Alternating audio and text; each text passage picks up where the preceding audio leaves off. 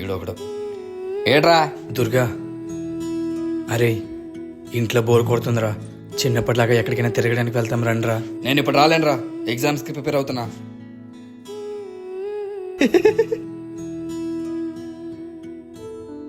ఈడా